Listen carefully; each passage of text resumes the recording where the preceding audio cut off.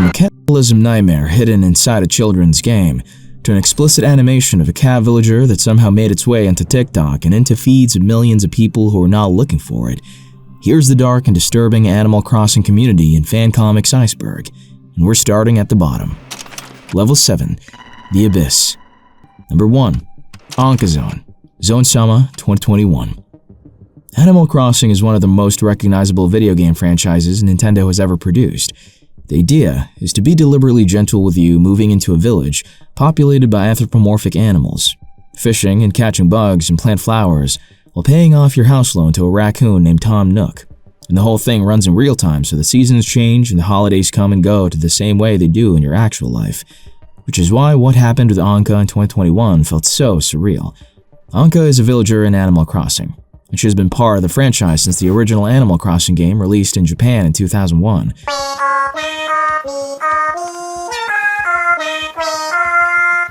Across multiple games, Anka became one of the most wanted villagers. Her design stood out, and her snooty personality made her more memorable than many of the friendlier defaults. By the time New Horizons launched in 2020 and brought in the largest Animal Crossing audience the franchise had ever seen, Anka had been a recognizable face in the series for nearly 2 decades, and had accumulated a dedicated following among players who specifically wanted her on their island. The output has always been adult content. It has always been technically accomplished in a way that separates it from the broader landscape of explicit fan animation, and it has always been aimed at a specific audience that was already looking for that kind of material and knew exactly where to find it. In January 2021, Zone posted an animation featuring Anka set to Sandy Martin's 1985 song, Camel by Camel, a synth track with a distinctive enough rhythm and a specific enough sound that it became as inseparable from the animation as the animation itself.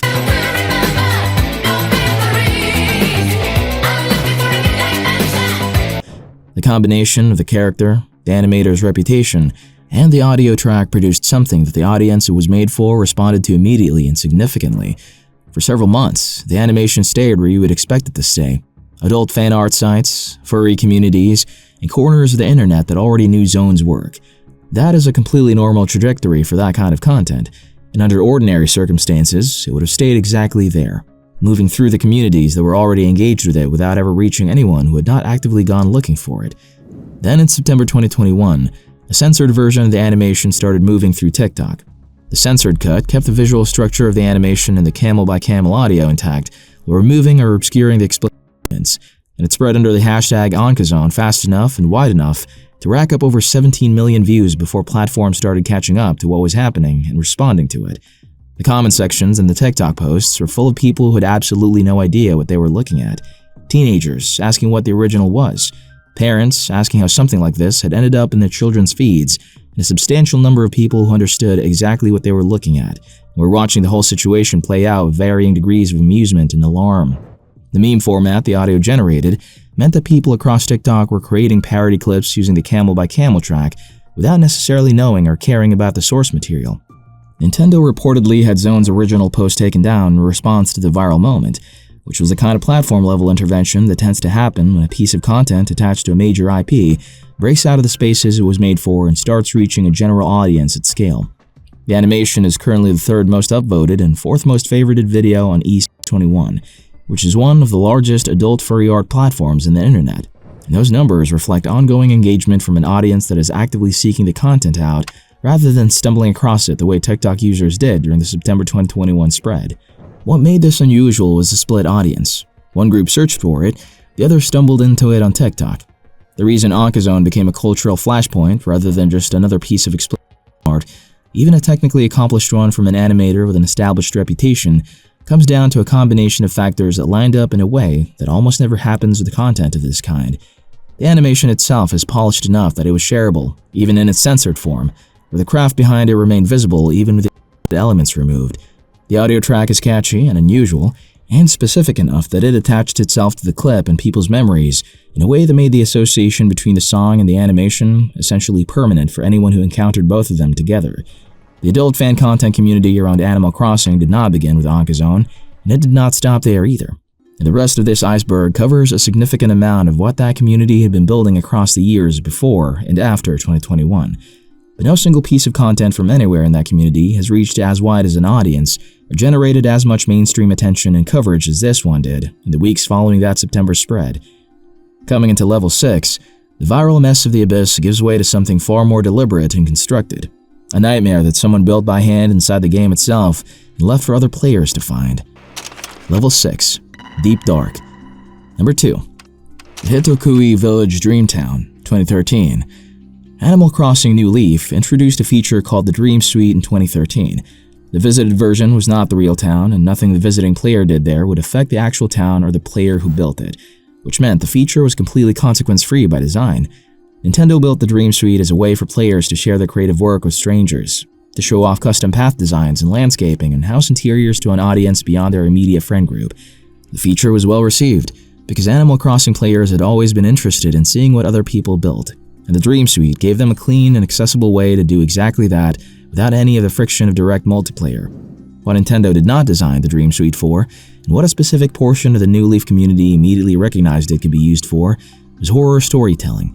Hitokui is a Japanese word. It translates directly to man-eater or cannibal, and it is the name the creator of one of the most extensively documented horror dream towns in New Leaf's history chose to give their town. Anyone entering Hitokui quickly realized this was not a normal showcase town. It had been built to guide visitors through a horror story. What they found was a town that had been constructed specifically and deliberately to tell a story, laid out across multiple buildings and outdoor spaces in a sequence that directed visiting players through a narrative the creator had embedded entirely in furniture placement, character dialogue, and custom design work. It was the kind of story nobody expected to find inside a Nintendo game. The town was organized around a restaurant, and the chef running it had a name that the creator had chosen with a specific intention. In Animal Crossing, villager names are just names, flavor details that give characters a bit of personality without meaning much beyond that. The creator of Hitokui Village named their chef character after Ed Gein, the real-world serial killer whose crimes in 1950s Wisconsin inspired the Texas Chainsaw Massacre and the Silence of the Lambs. Ed Gein was known not just for murder, but for what he did with the bodies of his victims afterward. The creator placing his name on the town's chef was not an accident or a casual reference. It was a direct statement about what kind of establishment the restaurant was meant to represent, and what the chef inside it was doing with his ingredients. When visiting players spoke to the chef character, his dialogue asked them directly whether they would like some delicious meat cuisine, and the rest of the town probably existed to answer the question of where that meat was coming from. The butcher's basement underneath the restaurant had preparation tables arranged in a way that made their purpose clear in context, and a cushion placed near those tables had been given a custom texture designed to look like a gutted and dismembered torso, with 3 eyes and a mouth visible if the visiting player looked closely enough at the item. Eerie items also appeared elsewhere in the layout, as bones were scattered across sections of the town that the surrounding furniture arrangement suggested were not there by accident, or as decoration. On a Tanabata shrine located in the town, the wish strips that in real Japanese tradition are used during the Star Festival to write down hopes for the coming year had been filled in to include a wish to become the best chef, and visiting players who had already walked through the restaurant and the basement tended to stop at that detail for a specific reason. Other details in the town added texture to the story without spelling it out directly. A doctor character whose dialogue translated from Japanese to tell visiting players that they would not be allowed to escape. The backstory the creator posted to the town's dedicated Tumblr page provided the framework that pulled all of these elements together into a coherent narrative. The man's wife was dying and desperate to save her. He turned to experiments in other people. The experiments did not save his wife. What they produced instead was a transformation in the man himself, leaving him as something that required human flesh to survive. And what the town visiting players were walking through was the place where he had continued operating after that change had taken hold of him. The restaurant, the chef name after a real murderer, the preparation tables in the basement, the empty cribs, the bones, all of it connected back to a narrative the creator had thought through carefully enough that players willing to spend time in the town could follow it from beginning to end. A woman elsewhere in the town whose character model, when viewed from behind, showed a bloody gash across her back that was detailed enough to be clearly intentional, and a skeleton positioned in a location that community members who documented their visits interpreted as the remains of someone who had come to investigate the town and not made it back out. The bones left over after the chef had finished processing whatever was useful. The community response to Hitokui Village was extensive, with blog write-ups documenting visits to the town circulated across blogger and gaming communities throughout 2013 and into the years following, with players mapping out the town's layout and debating the interpretations of its more ambiguous elements in comment sections and forum threads that generated real engagement over an extended period. The dream address spread widely enough through recommendation lists and fan communities. The players who had never gone actively looking for horror content in Animal Crossing encountered it anyway.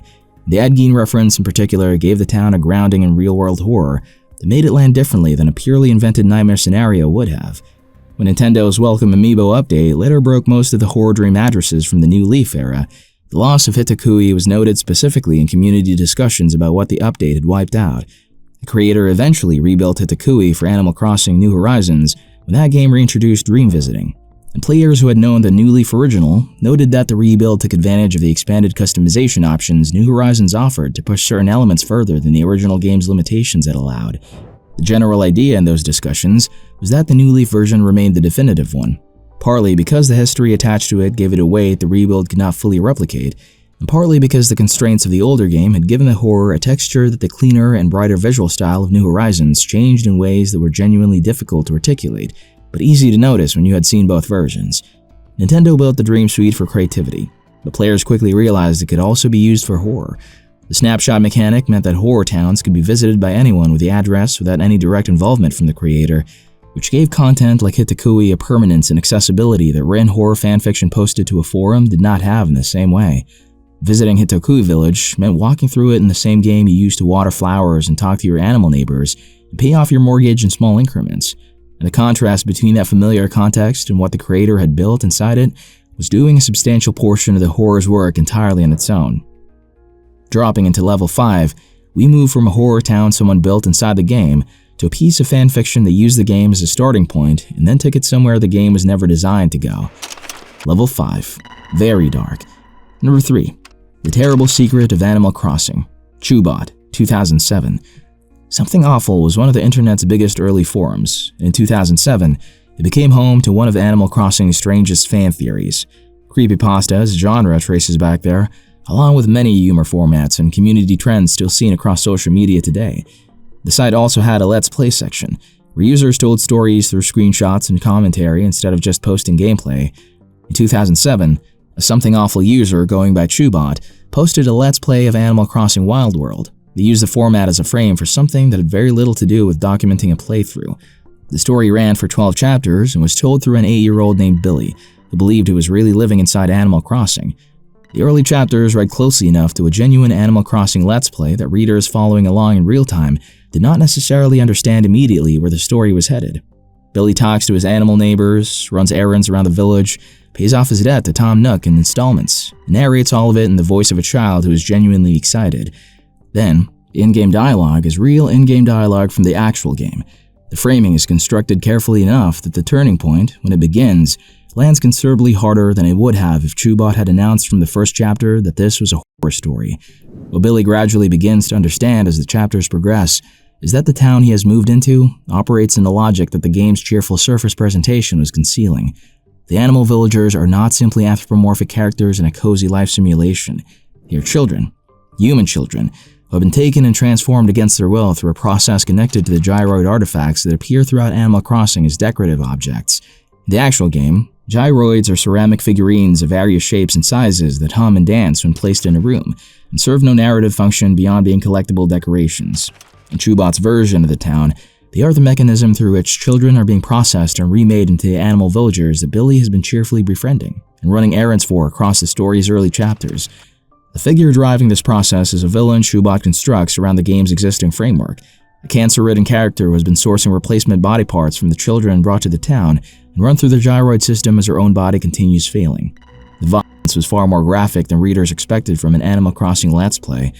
The story includes a suicide attempt across its 12 chapters, builds toward 2 branching endings that offer the reader a version of resolution that the cozy life simulation register the story has been operating in through its early sections was not built to provide. Chubot used written narration, in-game screenshots, hand-drawn artwork, and a dedicated audio chapter across the 12 installments, which was an unusual combination in 2007 and gave the piece a production quality that readers engaging with it in real time recognized as something different from the standard Something Awful post. The audio chapter specifically was cited repeatedly in early responses as an element that changed how the horror registered, because hearing the story delivered, rather than reading it on a page, shifted something about the experience that was difficult to fully articulate, but consistently mentioned by readers who worked through the full piece.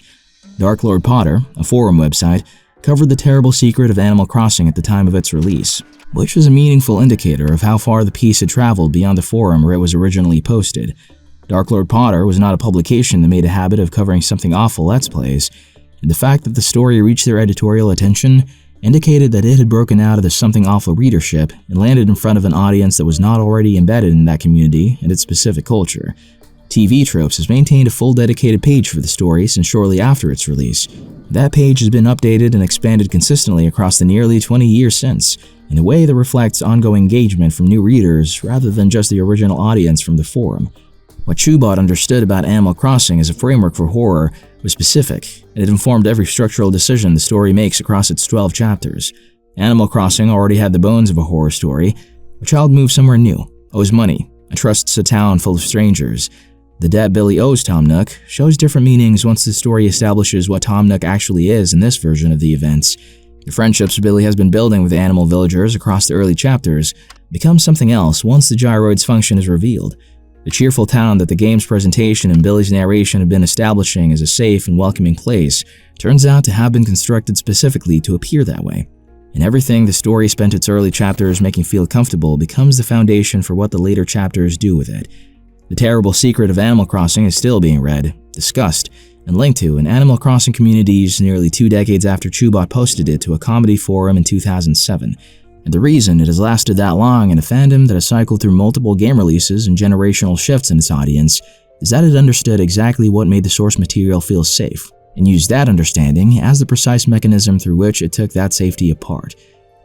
Coming into Level 4, we move from a single carefully constructed horror story to something much larger, a wave of explicit fan content that arrived alongside a global event and never really stopped. Level 4. Dark. Number 4.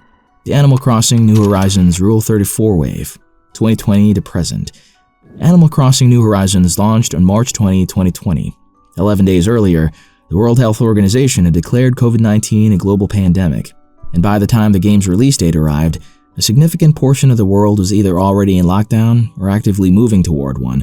The timing was not something Nintendo had engineered. The game had been in development on its normal schedule, and the release date had been set long before anyone knew what March 2020 was going to look like. But the collision between a game built around slow time, daily routine, community, and the gentle rhythms of a life well-tended in a global moment defined by isolation disrupted routine. The sudden inaccessibility of normal daily life produced a cultural moment that generated coverage and conversation well beyond anything Animal Crossing had managed before. New Horizons sold 13 million copies in its first 6 weeks, and it became the second best-selling Nintendo Switch game of all time.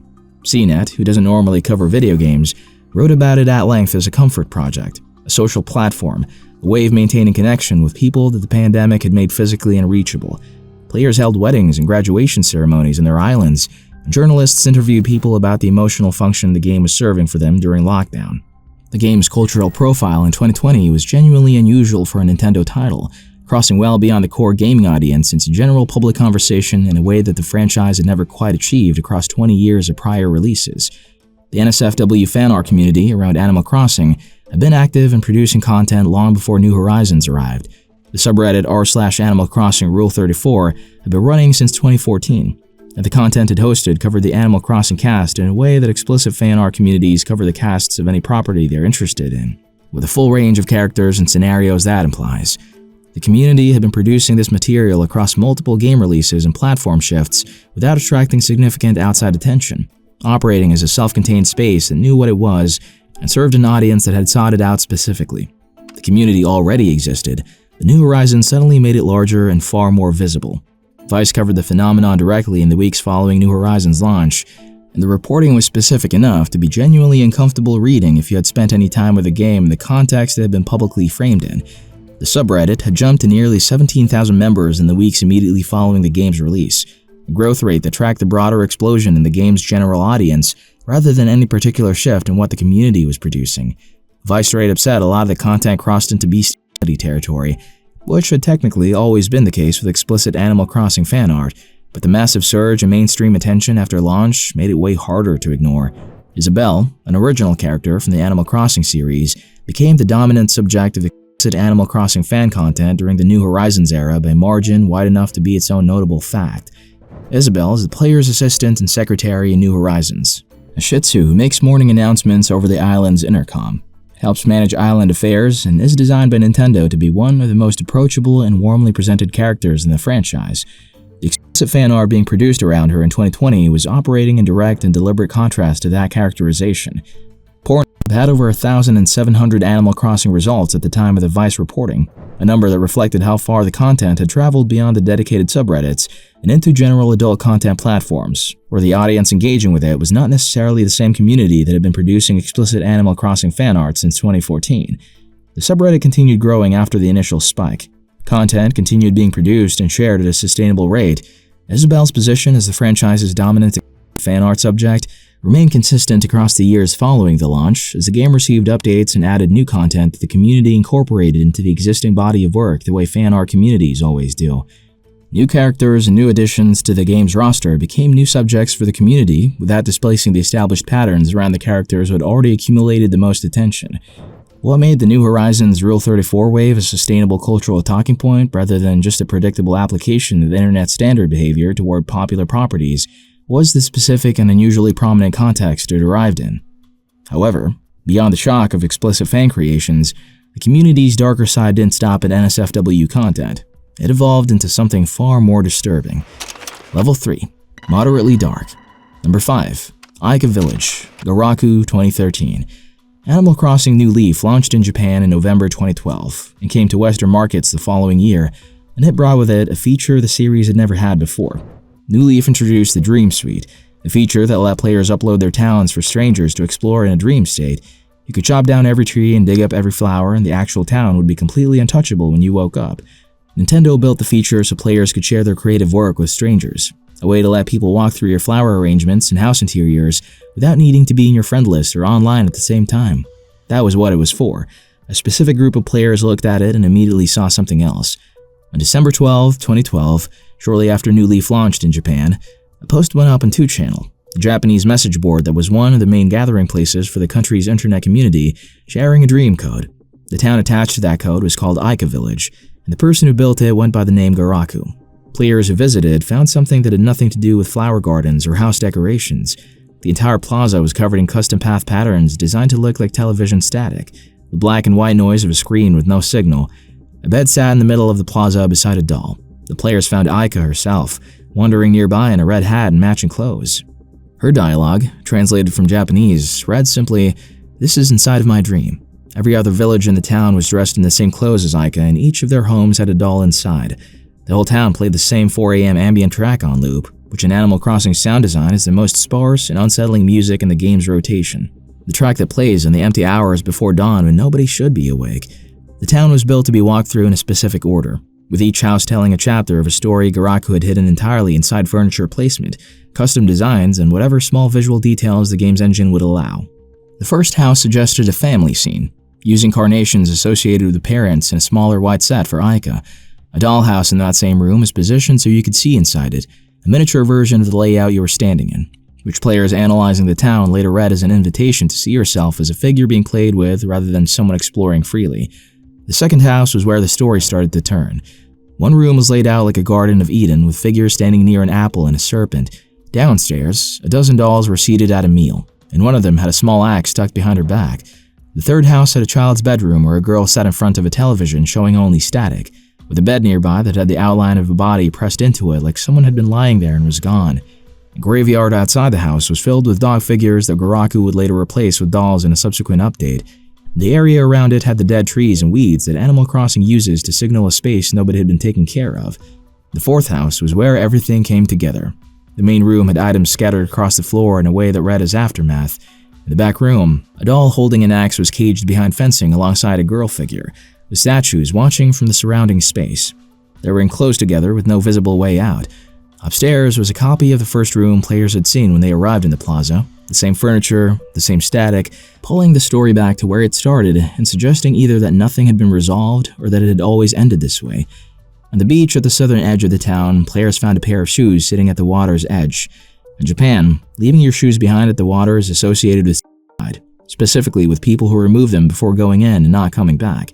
And Aika's shoes on the beach became one of the most discussed details in every community analysis the town generated. Whether the story ended with Aika dying or being taken over by the doll, or losing herself to whatever the doll represented was something Garaku refused to answer.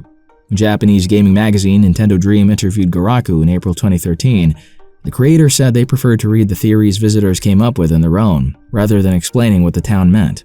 That decision turned out to be one of the smartest choices in the whole piece, but refusing to explain it, Garaku guaranteed people would keep debating it.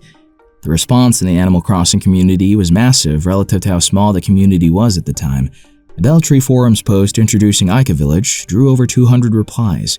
Soon after, IGN, game FAQs, and YouTube tours helped spread it further. Tumblr blogs appeared just to analyze the town's imagery and develop theories about its meaning. They kept generating new posts well into 2014 and beyond. Fan artists produced over 100 pieces of Ica Village artwork on Pixiv and DeviantArt, which, for a feature inside a single Nintendo 3DS game, is a striking amount of creative output. Garaku updated the town several times across New Leaf's life, adjusting details and refining things while keeping the core story intact.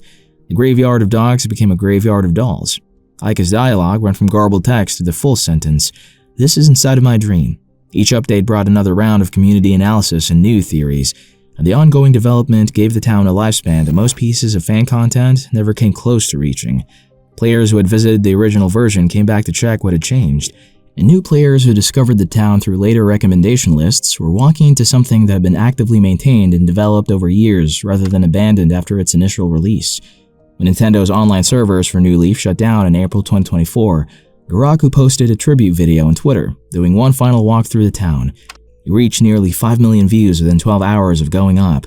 Luna's dialogue in the game had kept a running count of dream visits throughout the town's lifespan, and the final number recorded was 315,488 visits made through the Dream Suite, which only counts players who actually went through the effort of using the in-game feature, and not the far larger number who watched video tours online. In the message accompanying the video, written in Japanese, Garaku thanked everyone who had visited Ica Village over more than 10 years.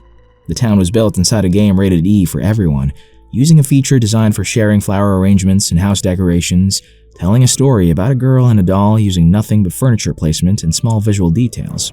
It spawned an entire genre of horror dream towns across the New Leaf community, was recreated by Garaku and New Horizons after the Dream Suite returned in that game, and spent over a decade generating theories, fan art, blog posts, and community discussions from players who walked through it and could not stop thinking about the shoes on the beach.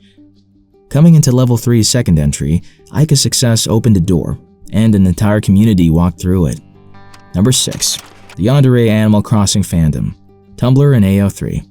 One AO3 story in the Animal Crossing tag became specific enough and extreme enough in its content that it was referenced in community discussions well beyond the platform it was posted on. The story featured Isabella driving Anka, the Egyptian cat villager, to suicide as revenge for Anka having slept with the mayor, followed by Isabel inviting the rest of the island's villagers to gather and celebrate, with the story's final selection describing in explicit detail what that celebration involved. Animal Crossing characters are designed to feel warm, helpful, and harmless, which made one fanfiction trend especially strange. Tom Nook finances your house without pressuring you about repayment and tells you he just wants to see you thrive. The game has no antagonists, no one who will ever look at you with anything other than warmth, and no situation that cannot be resolved with enough patience and enough time. For a specific corner of fanfiction writing, that setup was a very particular kind of invitation. Across Tumblr, fanfiction.net, and AO3, writers began placing Animal Crossing characters into yandere scenarios. In that genre, love becomes obsessive, possessive, and violent. In practice, this meant Isabel and Tom Nook were into stalkers, kidnappers, and killers. Their in-game warmth reframed as a surface presentation of something that would turn violent the moment it felt threatened. A dedicated Tumblr account had been cataloging dozens of these stories with specific context warnings attached to each entry, tagging them for kidnapping, stalking, and implied or explicit murder, and organizing them into an archive that made the genre navigable for readers looking for specific types of content. The fact that fans built an archive showed this was a real subgenre, not just a few random stories. The appeal the community itself talked about in comment sections and review threads in these stories came back to the same thing consistently, which was a contrast. Isabel in New Horizons wakes up early to prepare your morning briefing and stays at her desk until the work is done, and never once makes you feel like an imposition, while Tom Nook gives you a house and tells you to pay him back whenever you feel like it. The yandere genre asks what it looks like when those same characters cannot turn that off. What does it mean when the helpfulness is not just a personality trait, but a need so deep it cannot tolerate being redirected toward anyone else, or being told that the person it is directed at wants something different? or being asked to exist as anything less than the center of someone's entire world. The stories the community produced around that question used the game's specific emotional register as the raw material for the horror rather than any gore or body horror, and that approach generated a consistent and active readership across several years of production. Isabel was by far the most popular subject in the genre, more so than Tom Nook, and more so than any other character in the franchise. The reason for that came down to her specific role in the games she appears in. She's constantly present in the game, monitoring the island, helping the player, and never seeming annoyed by it. The genre reimagined that kindness as something controlling, where attention never stops and distance is impossible. The story summary in the AO3 tagging system listed its contents directly, including signed and an extended list of additional explicit descriptors that covered the full range of what the story contained. It was filed in the main Animal Crossing tag in AO3, sitting in the same tag system as stories about Isabel organizing birthday parties and villagers helping each other through difficult weeks. The genre was active in generating new content when New Horizons launched in 2020, and the game's massive expansion of the franchise's overall audience meant the yandere Animal Crossing subgenre reached new readers who had not previously encountered it. Nintendo's public framing of New Horizons during the pandemic as a comfort object and a space for human connection during a globally difficult period put an even stronger emphasis on Animal Crossing's identity as a safe and gentle space, which was the precise quality the yandere fanfiction had always been taking apart. Even during the franchise's biggest mainstream moment, one corner of the fandom was still rewriting its friendliest characters into villains. But then, it had grown into a full subculture with its own language, tropes, and audience. Moving into Level 2, the darkness pulls back entirely from horror and obsession and lands on something much more playful. Level 2, mildly dark. Number 7, the Doom Guy and Isabel fan art craze. 2019 to 2020. On October 8, 2019, Bethesda announced that Doom Eternal was being pushed back from its original November 2019 release date to March 20th, 2020. Doom fans were annoyed for about 5 minutes. Then someone noticed what else was releasing that same day. Animal Crossing New Horizons had a March 20th release date. Doom Eternal was all speed, violence, and metal soundtrack chaos. Animal Crossing was island life, chores, and Isabel calmly reading announcements. They could not have felt more different. The distance between those two games is about as wide as two mainstream releases in the same medium can get, and the internet recognized that distance immediately and understood it as something worth exploring. Twitter user @MrAgentStrange had actually posted a piece of Doom Guy and Isabel fan art back in July 2019, before the delay was even announced, drawing the Doomslayer teaching Isabel how to handle a firearm. The October delay announcement and the confirmation that these two games would now share an exact release date provided that momentum. By the time both games were approaching March 20th in early 2020, hundreds of pieces of fan art had been produced across Twitter, Reddit, DeviantArt, and Tumblr, and the pace of new work was increasing rather than slowing as the date got closer. The content covered the full range between genuinely wholesome and specifically gory, and both ends of that range were roughly equally popular with the people engaging with it. On the wholesome end, pieces showed Doom Guy and Isabel presenting Doom Guy with a flower crown she had woven for him while he accepted it with complete calm, looking no less formidable for the flowers in his helmet. The recurring joke was that Doomslayer became weirdly gentle around Isabel. On the harder end of the spectrum, Isabel was drawn learning to operate the super shotgun at a scale roughly equal to her whole body, wielding the BFG with focused determination or wearing the Doomslayer's full armor and detailed renderings that gave her the same visual weight the character carries in the actual game. One widely circulated piece showed her performing the game's signature glory kill finishing moves on demons, rendered in a style close enough to Animal Crossing's visual language that the combination of aesthetics was doing most of the comedic work entirely on its own. Another piece turned Doom Guy's fortress into an Animal Crossing home, complete with flowers and villagers asking for crafting materials. The trend also generated a large body of role swap pieces, showing each character trying to engage with the other's game. Doom Guy catching butterflies on an island while his animal neighbors commented cheerfully on his dedication to the hobby. The consistent joke across dozens of variations of these pieces was that Isabel would be completely fine in the Doom Guy universe, because nothing there is harder than what she already manages daily. And that Doom Guy in Animal Crossing would approach the whole experience with complete seriousness, and turn out to be genuinely excellent at it. Neither character came out of the crossover diminished, as both were made more interesting by the combination. Kotaku and PC Gamer both covered the trend with dedicated articles, with PC Gamer's piece specifically framing it as the internet deciding these two characters were best friends now, and exploring why that framing had resonated so broadly. Coverage from the mainstream gaming publications indicated the pairing had broken out of the Doom and Animal Crossing subreddits, where it started, and reached a general gaming audience that followed neither franchise specifically but had encountered the fan art in their social media feeds and found it engaging enough to share further.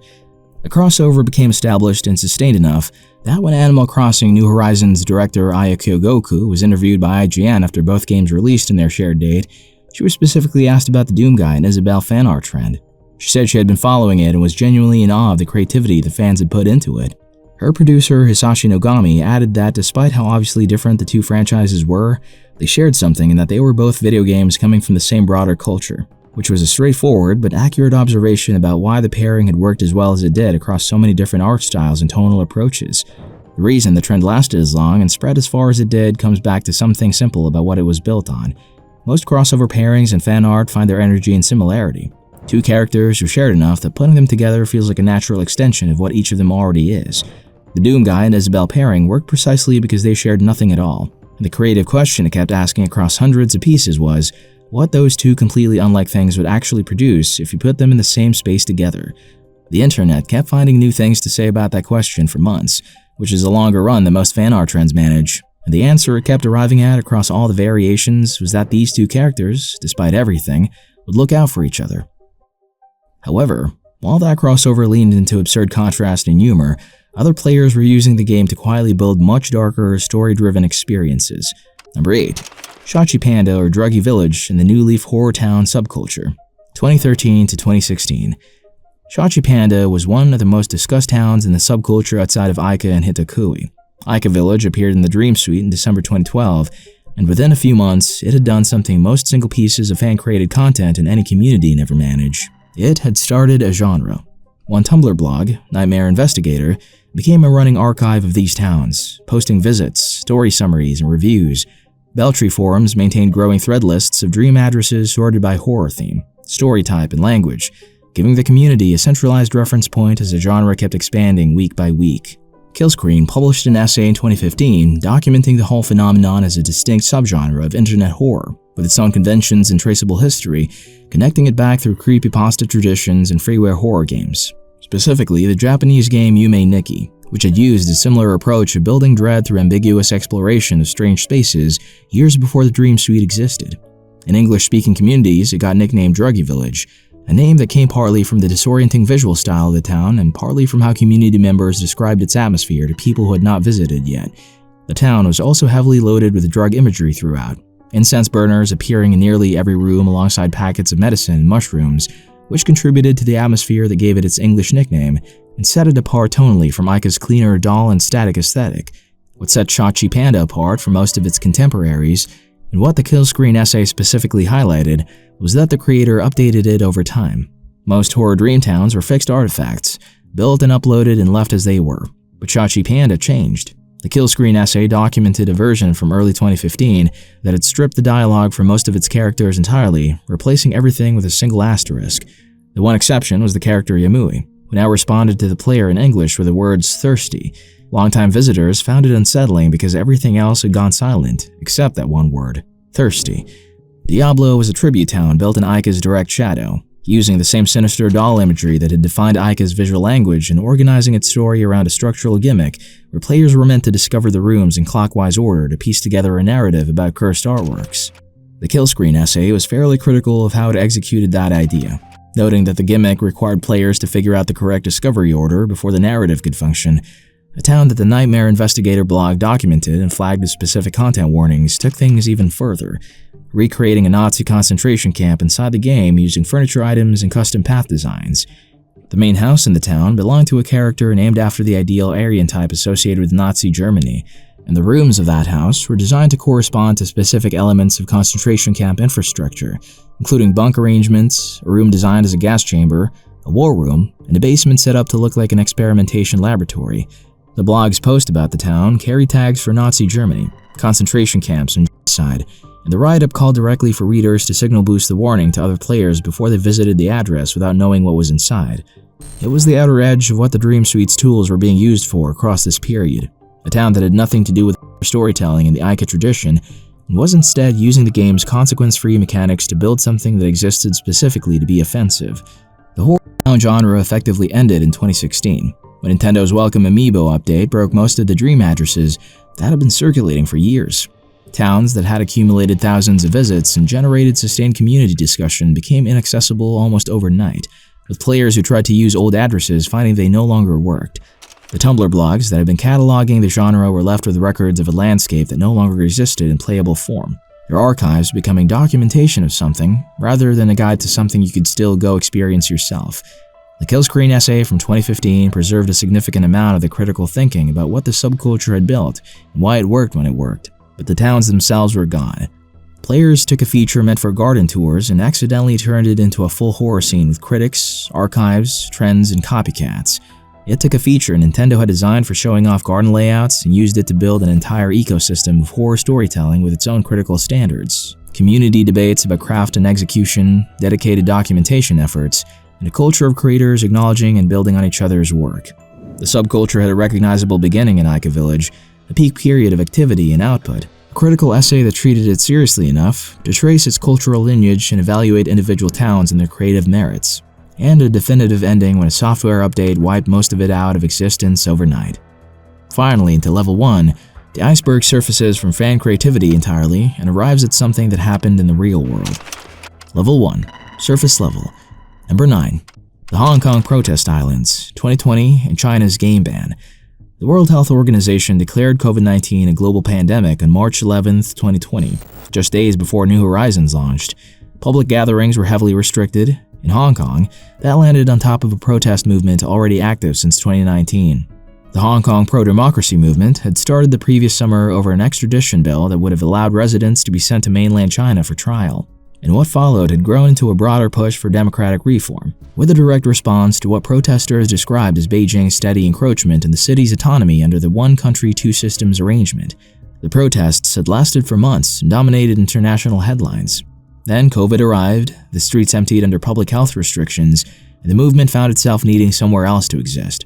Animal Crossing New Horizons gave them somewhere. The game's island building mechanics included a pixel art design tool that let players create custom patterns for paths, flags, clothing, and surface decorations displayed throughout the island, all of it visible to any other player who visited. Hong Kong protesters used those tools to build islands that worked as functional protest spaces, filled with the imagery, slogans, and symbols of a movement that could no longer occupy physical streets. The phrases "Free Hong Kong" and "Liberate Hong Kong Revolution of Our Times" appeared on custom flag designs and banner placements across player-built islands. Players placed portraits of Carrie Lam beside candles and gravestones, mirrored protest rituals that mocked officials seen as responsible. Images of Xi Jinping appeared in island decorations alongside protest slogans. Player characters were dressed in the yellow rain gear and gas masks that had become the defining visual symbols of the street demonstrations, bringing the protest-specific imagery into the game's pastel island aesthetic in a way that made both things more vivid than either would have been on its own. Some players gathered in groups on their islands and hit portraits of Carrie Lam with butterfly nets, which in Animal Crossing is one of the tools you use to catch bugs. And the combination of that mundane game mechanic with its political application was specific enough to generate its own wave of screenshots circulating across social media. Joshua Wong, one of the most internationally recognized faces of the Hong Kong democracy movement, posted a screenshot of his Animal Crossing island to Twitter in early April 2020, showing the protest slogans and imagery he had built into it. The accompanying message described how protesters were taking their cause into the game now that public demonstrations were not possible, connecting the in-game activity directly to the ongoing movement rather than treating it as something symbolic or separate from the real political situation. The post was picked up by international media outlets and spread widely, and it was the moment that most clearly and publicly linked what players were doing inside the game to the movement's recognized leadership and formal political strategy. Within days of that coverage spreading, Animal Crossing New Horizons disappeared from Taobao and Pinduoduo, the two largest e-commerce platforms operating in mainland China. No announcement came with the removal and no explanation was given publicly by either the platforms or by Chinese government authorities. The game had never been officially approved in mainland China, where game releases were tightly regulated. Both listings went down simultaneously without comment, and whether the decision came directly from the Chinese government or was made by the platforms in anticipation of government pressure was never confirmed publicly. The response from mainland Chinese players included a significant portion directing frustration specifically at Joshua Wong, who received a large volume of hostile messages from players blaming him personally for the game being taken down. Wong responded by pointing out that the appropriate place to direct that frustration was toward a government willing to remove a family-friendly Nintendo game from sale because activists had used its design tools to express political views, not toward the activists themselves. Time, Vice, the South China Morning Post, and the Hong Kong Free Press all covered it in the days following the Taobao removal. and the story continued generating press attention as the situation developed. Later, researchers cited it as an example of digital protest moving into unexpected spaces. The incident appeared in academic papers on digital protest infrastructure and the conditions under which conventional protest channels get replaced by unconventional ones, with Animal Crossing cited alongside other games that had been used as political platforms during the same period. Nintendo's own response arrived in November 2020, several months after the initial incident, when the company issued a statement telling businesses and organizations to refrain from bringing politics into the game and warning that accounts violating their policy could be banned. The statement was framed broadly rather than directly specifically at Hong Kong protesters, but the timing and phrasing made clear what had prompted it. Joshua Wong said publicly that it was a shame Nintendo had responded by restricting political expression in the game, rather than acknowledging what the game had meant to people in a city where more conventional channels of expression had been closed off. A game built for fishing, decorating, and chatting with animal neighbors had briefly become a protest platform large enough that governments and Nintendo itself were forced to respond.